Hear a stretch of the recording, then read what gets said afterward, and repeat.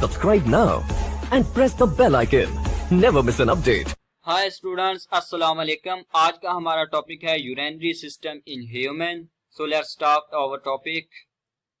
Pair of kidney with million of nephron. तो human being में pair of kidney present होता है और किडनी के अंदर मिलियन ऑफ नेफ्रॉन प्रेजेंट होते हैं। और नेफ्रॉन का काम क्या होता है?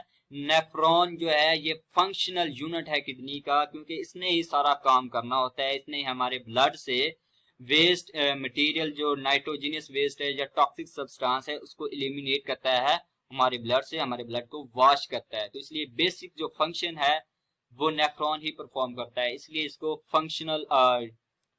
फंक्शनल यूनिट ऑफ किडनी भी कहते हैं। Nephron have blood supply via renal artery. तो नेफ्रॉन में जो ब्लड सप्लाई हो रहा है, जो ब्लड जा रहा है नेफ्रॉन के अंदर, तो वो रीनल आर्टरी के थ्रू जा रहा है। लाइक अगर हम यहाँ पे देखें तो ये रेड कलर की जो हमें नजर आ रही है ये है आर्टरी। तो इससे जो ब्रांच लेफ्ट किडनी की तरफ जाएगी तो उसको कहते हैं लेफ्ट रीनल आर्टरी, और जो राइट किडनी में जाएगी तो उसको कहते हैं right renal artery.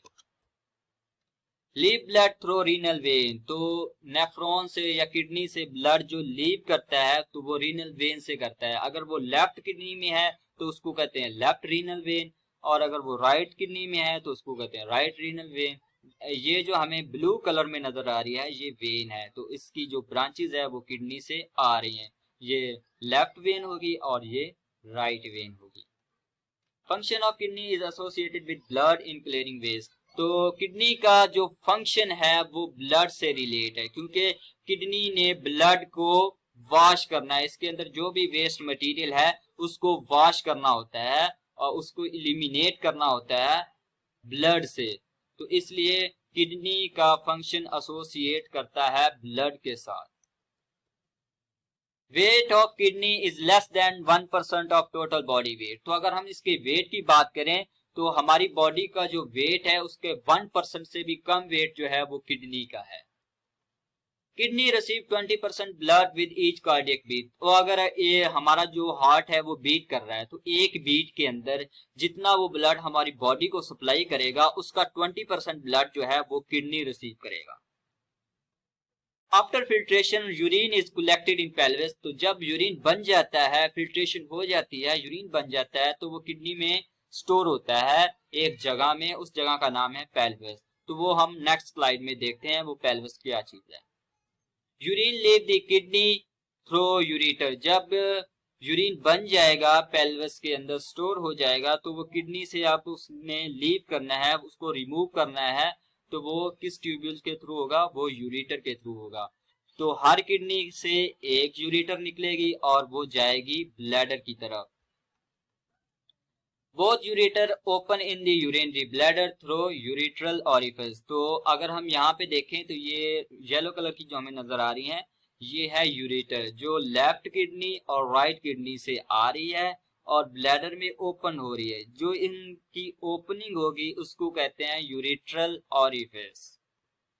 Urine leave the body and urinary bladder through urethra which empty near the vagina in females and through penis in the males।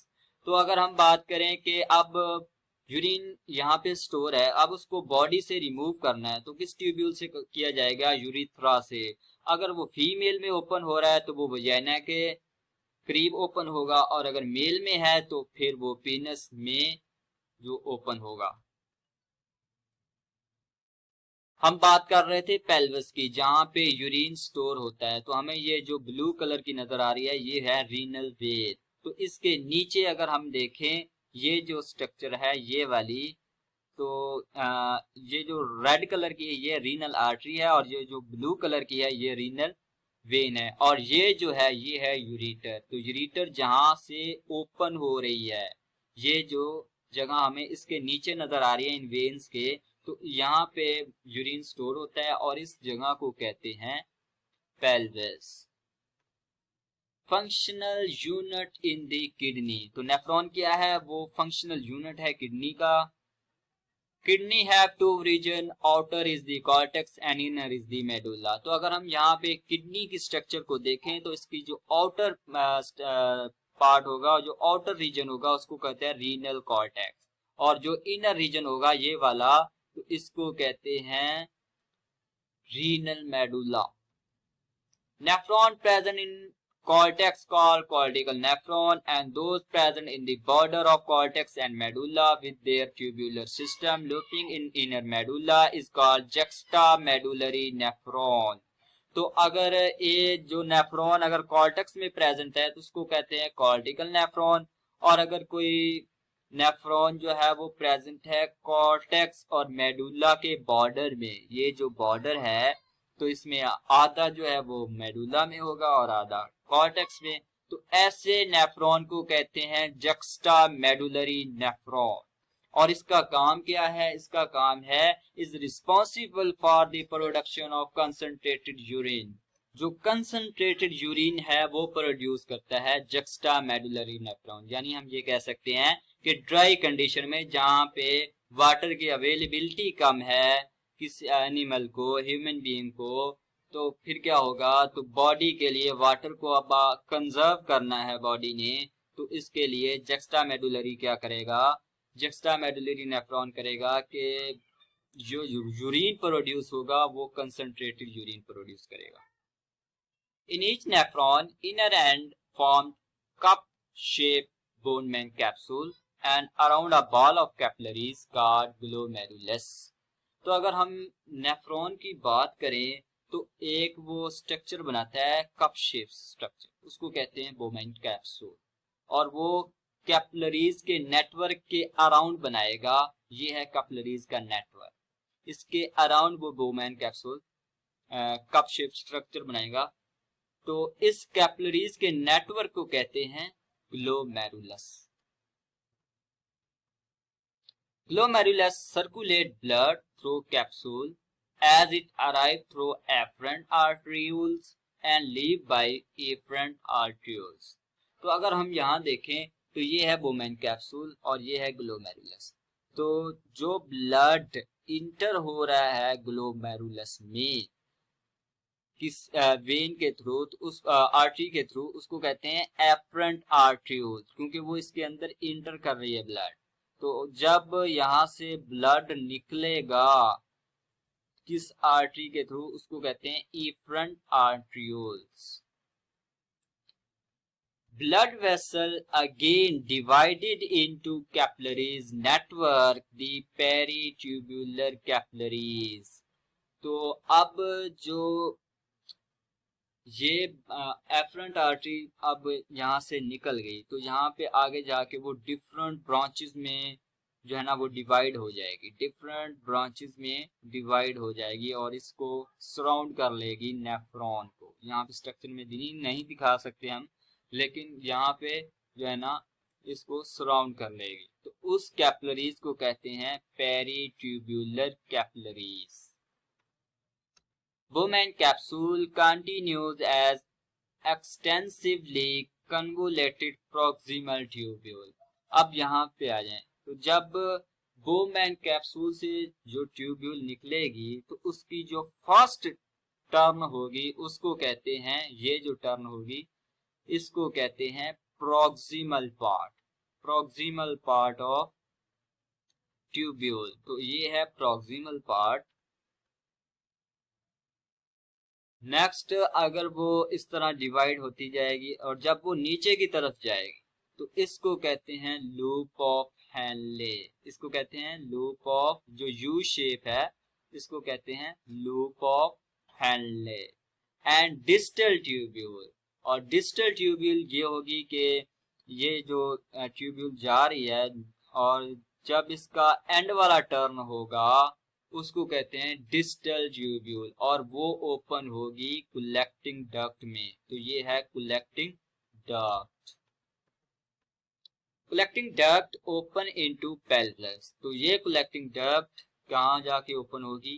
Kidney के pelvis में, जहां पे यूरिन को स्टोर करना है। इन juxtamedullary nephron, additional capillaries extend down into form a loop of vessel called vasa recta। तो वो क्या करेगा कि juxtamedullary nephron में कैपिलरीज भी एक्सटेंड होती है जिस तरह लूप ऑफ हनले है उसके साथ साथ वो भी नीचे की तरफ डाउन एक्सटेंड होती है। तो ऐसी कैपिलरीज को कहते हैं, ऐसे कैपिलरीज के नेटवर्क को कहते हैं वेजा रेक्टा। Now filtration, blood passing through glomerulus filter into the Bowman capsule. तो ये अब ब्लड जो है ये ग्लोमेरुलस में आया जिसको सराउंड किया हुआ है बोमेन कैप्सूल में। तो ग्लोमेरुलस जो है ये जो स्ट्रक्चर है ये पोरस होती है, इसमें पोर प्रेजेंट होते हैं। तो जो भी कह लें यूजफुल सब्सटेंसेस होगी, जो भी ब्लड के अंदर वेस्ट मटेरियल होगा, यूजफुल सब्सटेंसेस होगी, वो सभी ही बोमेन कैप्सूल में आ जाएंगे। Filtration occur here because glomerulus wall is porous and have high filtration pressure। तो यहाँ पे फिल्ट्रेशन, एक तो फिल्ट्रेशन प्रेशर होगा और दूसरी बात जो हमने पहले डिस्कस की कि ये ग्लोमेरुलस है ये पोरस होती है, इसमें पोर प्रेजेंट होते हैं।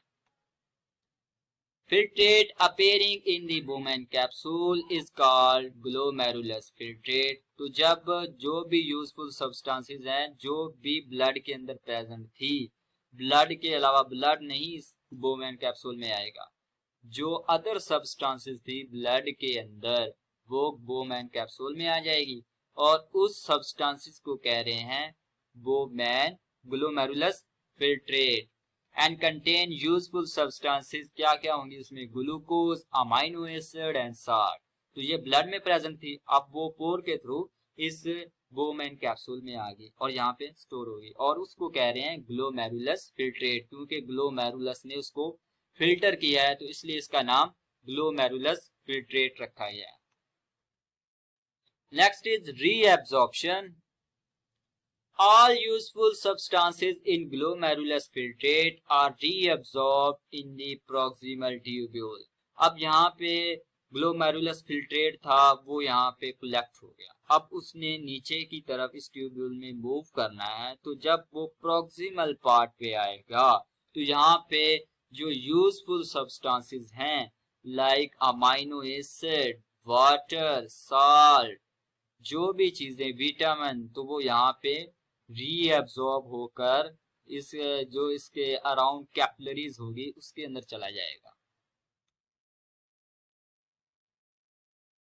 When filtrate leave the proximal tubule, it contain only nitrogenous waste। तो यहाँ पे जब एब्जॉर्प्शन हो गई तो जो यूजफुल सब्सटेंसेस थी वो कैपिलरीज में चली गई। अब यहाँ पे जब ये फिल्ट्रेट आगे की तरफ मूव करेगा तो उस वक्त इसमें सिर्फ नाइट्रोजीनियस वेस्ट रह जाएगी। Now next, secretion. The epithelium of tubule secretes substances into lumen। तो ट्यूब्यूल की जो एपिथेलियम है वो भी कुछ सब्सटेंसेस रिलीज करती है। वो क्या रिलीज करती है, ल्यूमन के अंदर, यानी कि ल्यूमन का आपको पता है कि अगर हम एक पाइप देखें, पानी वाला पाइप, तो उसके हमने एक सुराख से उसके अंदर देखना है तो उसके अंदर हमें एक खाली जगह नजर आएगी, तो वो जो खाली जगह है उसको ल्यूमन कहते हैं। तो इसी तरह ये ट्यूब्यूल भी पाइप लाइक ही होती है और इसके अंदर अगर हम देखें तो उसके अंदर भी हमें खला नजर आएगा, तो उस खला को ल्यूमन कहते हैं। तो उसकी जो एपिथेलियल लाइनिंग है, इंटरनल लाइनिंग है, तो वो भी सब्सटेंसेस सेक्रीट करती है ल्यूमन में। अब वो कौन कौन सी है?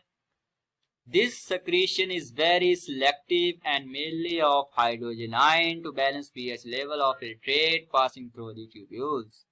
तो वो जो secretion होगी वो सिलेक्टिव होगी, यानी कि जब जरूरत होगी तो उस वक्त वो secretion रिलीज करेगी। तो उसमें एक एग्जांपल है हाइड्रोजन आयन की, कि जब वो हाइड्रोजन आयन जब उस वक्त सेक्रेट करेगी जब बॉडी जो फिल्ट्रेट है उसकी जो पीएच लेवल है वो डिस्टर्ब है, तो वो हाइड्रोजन आयन रिलीज करेगी और पीएच को बैलेंस कर देगी। नाउ हमने जो आज डिस्कस किया वो सेक्रेशन तक था। नेक्स्ट लेक्चर में हमने डिस्कस करना है आगे के कंसनट्रेटेड यूरिन किस तरह बनता है और बॉडी जो है हमारी वो वाटर को कैसे कंजर्व करेगी। सो आज का लेक्चर हमारा एंड हुआ। Thank you.